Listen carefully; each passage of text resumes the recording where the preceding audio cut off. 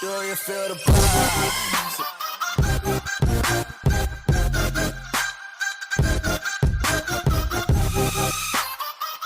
In that case, let's go on to section 4.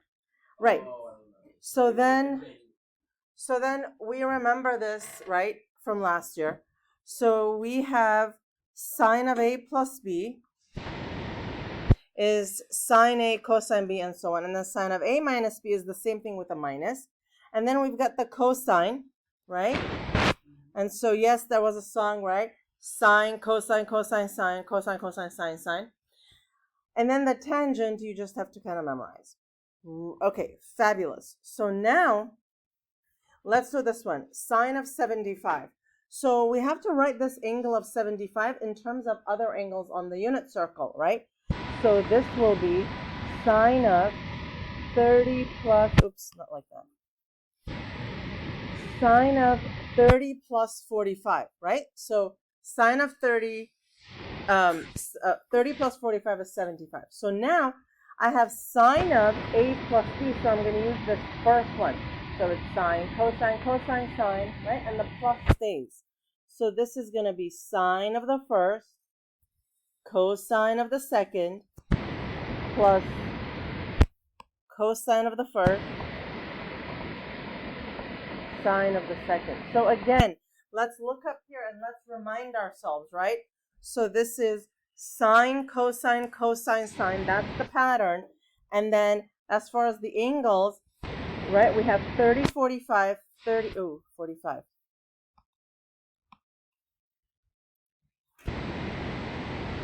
So 30, 45, 30, 45, 30, 45, right? Okay, now we evaluate. Sine of 30 is a half.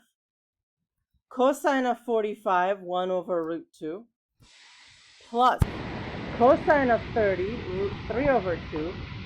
Sine of 45, 1 over root 2. So now, this is going to be 1 over 2 root 2.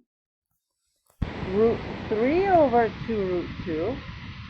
So together, 1 plus root 3 over 2 root 2.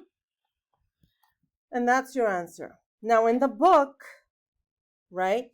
In the book rationalizes. So instead of 1 over root 2, the book will have this. 1 over 2, so look at this step. Root 2 over 2, root 3 over 2, root 2 over 2. So the book, and the way we did it last year, will get root 2 plus root 6 over 4. These two are identical, and they're both acceptable. They're the same. I know, right? When I'm grading, and if I see one versus the other, my eyes like don't even differentiate the difference anymore, right? Like they're just the same. Okay, so let's do this next one. I have sine of negative 7 pi over 12. So first of all, look, remember this identity. Sine of negative theta is negative sine of theta. So we can rewrite this as negative sine 7 pi over 12. Okay, now, this is negative sine, and I'm going to write this in terms of two special angles in radian. If an angle is given to you in radian, don't change it to degrees. So the way I do it is, this has a denominator of 12, right? So I do 12, 12, and then I'll just go ahead and put the pi's in there so I don't forget. Now what I want to do is I want to come up with two numerators that are going to do two things. They need to add up to 7, but also reduce with the 12 to a special angle. So for example, what two numbers gives me a 7? 1 and 6 gives me a 7. But if I do 1 over 12, that's not a special angle, right? So 3 and 4 will work. So the way I do it, I don't do like random things. I start with 1. 1 and 6 doesn't work. Does 2 and 5 work? No. And then 3 and 4, that works, right? So I do it like methodically like that. That's the most efficient way, right? So 3 and 4. So now this is going to be negative sine of pi over 4 plus pi over 3. So now this is negative. Okay, sine, cosine, plus cosine, sine. Cool? Now, this is negative 1 over root 2. What's cosine of pi over 3? 1/2 plus 1 over root 2, root 3 over 2. So this is negative 1 plus root 3 all over 2 root 2. Okay, so now we need to distribute that negative, right? So how to do it? There are 3 ways to do it. One is when you distribute this way, you get negative 1 minus root 3 over 2 root 2. Okay? Another way to write that would be negative 1 plus root 3 over 2 root 2, right? Do you see how the negative is outside, right? That means that, exactly what I wrote first. Or you could say 1 over root 3 over negative 2 root 2. All of these are the same. The last one is the least conventional, okay? The most conventional is probably this, okay? Yeah.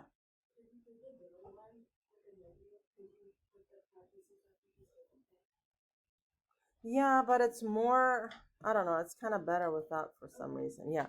Okay, so now let's take a look at this one. This is a different situation, right?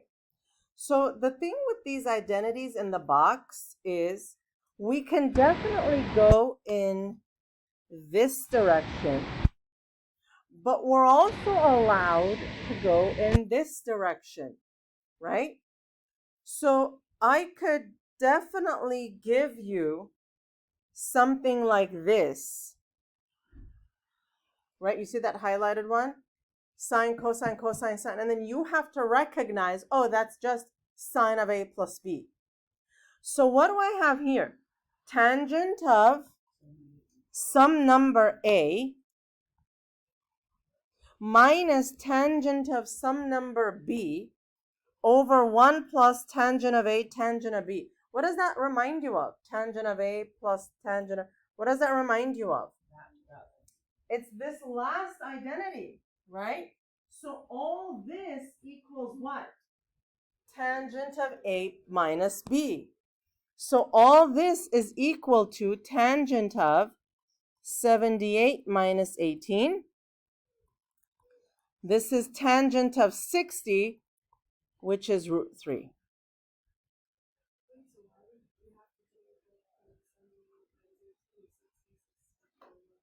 No, that's what you're given.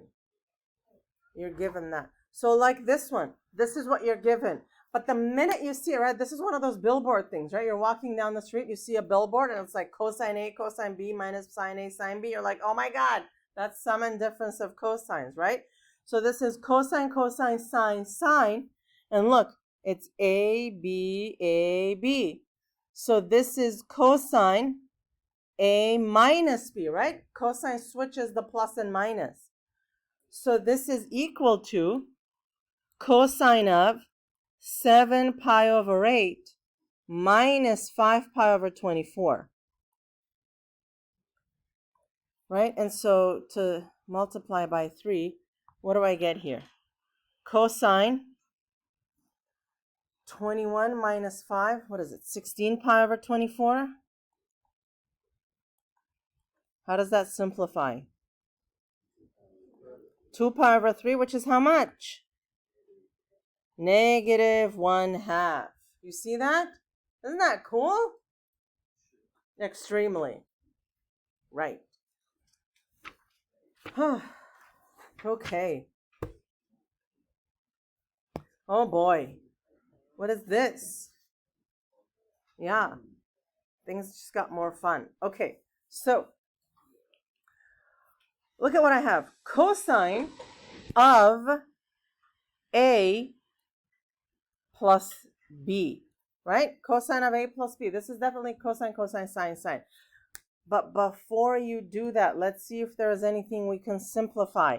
Can we simplify arc sine of root 3 over 2? How much is that? Pi over 3. So then this becomes cosine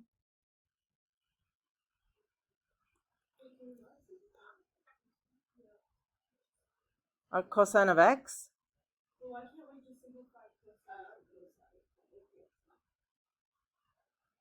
You have to do the identity first. Why don't you stay with me, guys? Stay with me. Okay, so I'm going to write this as inverse cosine of x just because it's shorter. Okay? Remember, this is not a straight distribution. This is not the distributive property. This is the identity. So now this is going to be cosine, cosine, sine, sine. So cosine of the first one, cosine of the second one, minus sine of the first, sine of the second. Do you see how different it is? This is not distribution. Okay? All right. Now let's see what we can do here. What's cosine pi over 3 these days? Huh? 1/2. Okay, you know what? Let me just do this. So this is 1/2. What's this? X. Okay, what's this? Root 3 over 2. Okay, what's this? Yeah. Remember, just that was its own problem before, right? Now we've literally moved on to bigger and better things. Always a bigger thing. There's always a bigger thing. Math is much bigger than us. We know this. So there is a mystery angle, the cosine of which is x over 1. So how much is this side? 1 minus x squared. So what's the sine of that? That over 1. Okay? This is why this was on the notes. This is why it was on the homework. This is why it was on the quiz, because you have to know this, right? Okay, so now let's put it all together. So I have 1 over 2 times x minus root 3 over 2 times 1 minus x squared. So all this is going to have a denominator of 2. In the numerator, I'm going to get x minus 2 roots combined. So the square root of 3 minus 3x squared. And that is my final answer. Because the root 3 and the root 1 minus x squared multiply. Okay? Questions? Right, so we're going to do another one. We're going to go, hopefully we can go a little bit more quicker this time. Let's see. All right, so here we have sine of these two things. So arc tangent of x, there isn't much to be done about. But arc cosine of half is how much? Pi over 3. So this is going to be sine of the first one. I'm just going to do inverse tangent of x. Right. Sine, cosine. Well, you know what? Let me just rewrite this over. It's better. What? Okay, so this is sine of inverse tangent of x minus pi over 3. Okay, so this is sine of the first one, cosine of the second one, minus or plus? Minus cosine sine. So this, okay, so here we go. Inverse tangent, right, of x. So you have a mystery angle. The tangent is x. So this is the square root of 1 plus x squared.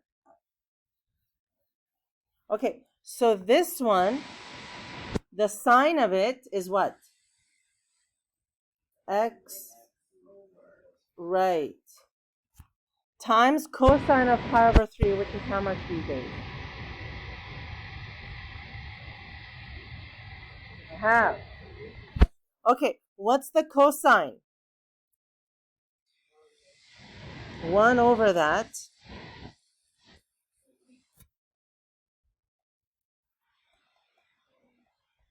And then the sine is root 3 over 2. Yeah. Is it okay if we wait a step to change our cosine of 1/2 to pi over 3? Because then we just cancel out. Yeah, it's more writing. So Lots of. cancel out for it. It's fine. It's up to you. Just don't do it wrong. Okay, here. The denominator is going to be 2 times the square root of 1 plus x squared. And I'm going to have x minus root 3. And that's it. Right? Yeah. What does that mean? Like, when would this ever be,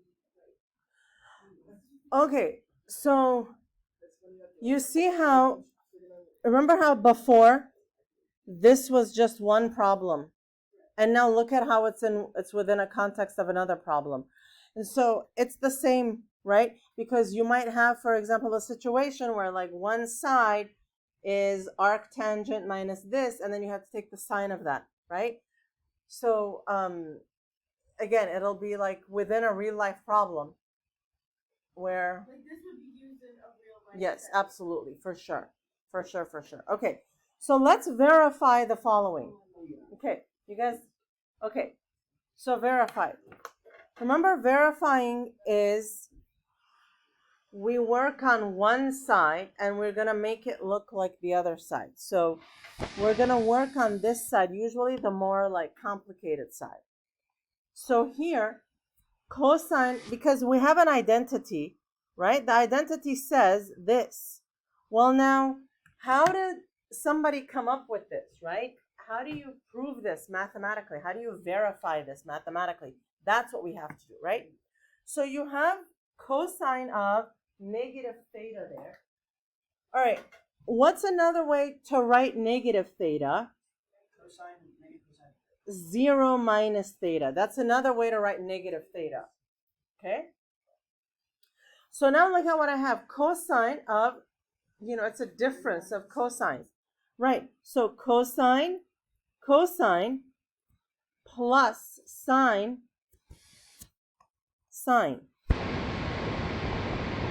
Right? And we always keep like this equal sign there. Okay, what's cosine of 0? 1. So here I have cosine theta plus what's sine of 0? 0. So finally, cosine of theta equals cosine of theta, and you see how we verified it, right? So that section 2 that we skipped, it's basically things like this, but a lot, bigger. Okay, so here we go. The next one, cosine of theta pi over 2. We know this is an identity, right? And that equals sine of theta. So let's see how. All right, so let's do cosine plus sine. Okay, cosine of pi over 2, 0, so this goes away. So this is sine of theta times what's sine of pi over 2? 1. So this is sine of theta equal to sine of theta, and there we go, we just verified that, right? And there are millions of these that I can give you. No, if it says verify, it's already assumed that it's true, and then you're just, showing that it's true. Okay. Look at this one. Oh, an equation. So look at this. You've got that mess equal to 0. Okay, fine. We're going to divide and conquer. You see how this is a sum and difference identity. So let's just do that. Cosine, cosine, minus sine, sine. Okay, minus. In parentheses, now we're going to do this one. Sine, cosine, minus cosine, sine. What is all this equal to? Correct. Okay, so let's see what we can simplify here. What's cosine of pi? -1. What's sine of pi? 0. Well, that whole thing just drops. Cosine of pi, -1. Sine of pi, 0. Okay, so let's see what we have left. We have cosine x times -1, which is negative cosine x. This is all 0. Minus negative sine x. So plus sine x is equal to 0. Okay. This is a special situation. This is a special case of equations, right? Because you look at this, okay, there is nothing to factor. We can square, but it doesn't help to square because still nothing will cancel out. So you know what you can do? Why don't we move one thing to the other side? So sine x equal to cosine x, right?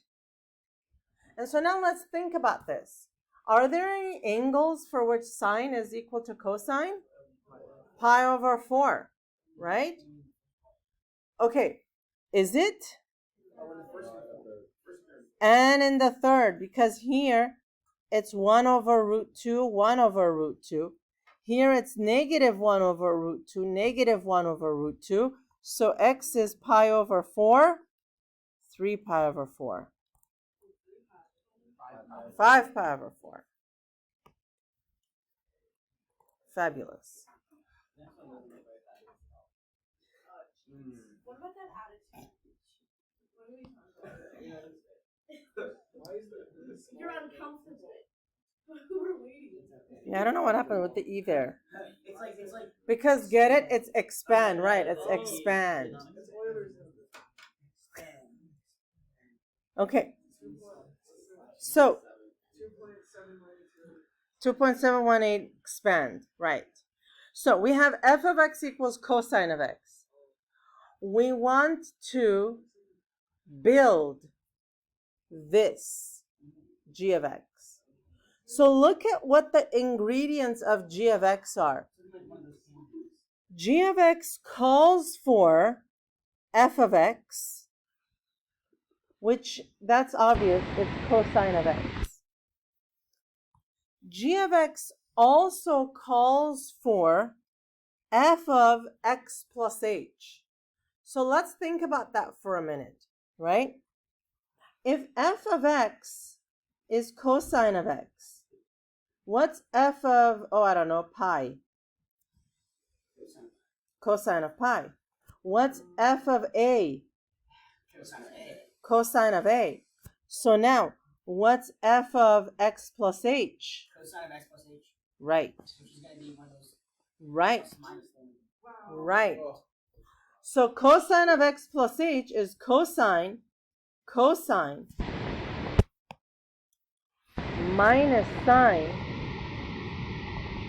sine. It's okay. It's math. Right? Oh, yes. That's a hyperbolic cosine. This isn't that. This isn't that. Looks like it's saying cosh. Cosh is its own thing. Cosh is its own function, but this is not that. Oh, I do know that. Oh my gosh. Okay. Okay, so take a look. So now, g of x equals f of x plus h minus f of x all over h. So this is f of x plus h, it's that red stuff,